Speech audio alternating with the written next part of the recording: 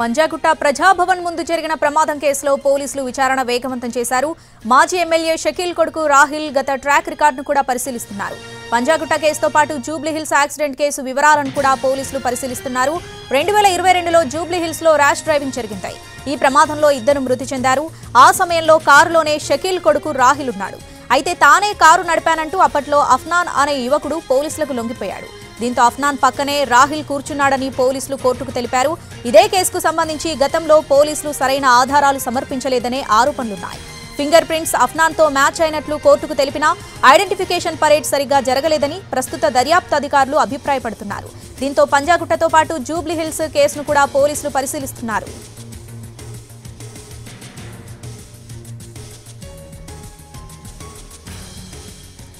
పంజాగుట్ట ప్రజాభవన్ ముందు జరిగిన ప్రమాదం కేసులో పోలీసులు విచారణ వేగవంతం చేశారు. దీనికి సంబంధించి పూర్తి అప్డేట్స్ మా crime input editor Ramesh Vaitla phone in ద్వారా అందిస్తారు. రమేష్ వైట్ల, ఈ కేసులో పోలీసుల విచారణ ఎంతవరకు వచ్చింది? డీటెయిల్స్ ఏంటి?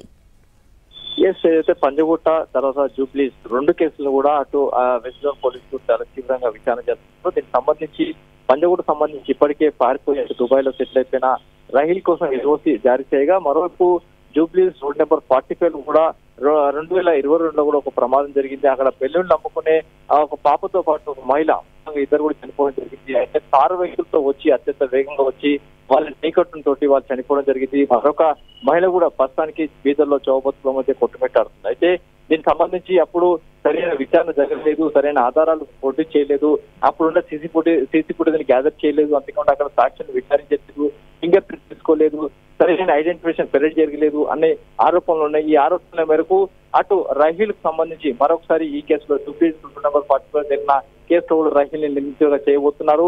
అయితే ఆ కేసుకు సంబంధించి అఫ్రాన్ అలియాస్ అస్మాన్ అని ఒక యువకుడు అప్పుడు లొంగిపోవడం జరిగింది. అయితే ఆ కేసులో రాహిల్ అసలైన నిందితుడు అని చెప్పి కూడా ఇప్పుడు పోలీసులు అనుమానం వ్యక్తం చేస్తున్నారు. ఆ దిశలో పోలీసులు రాహిల్ టార్గెట్ గా పోలీసుల విచారణ కొనసాగుతుంది.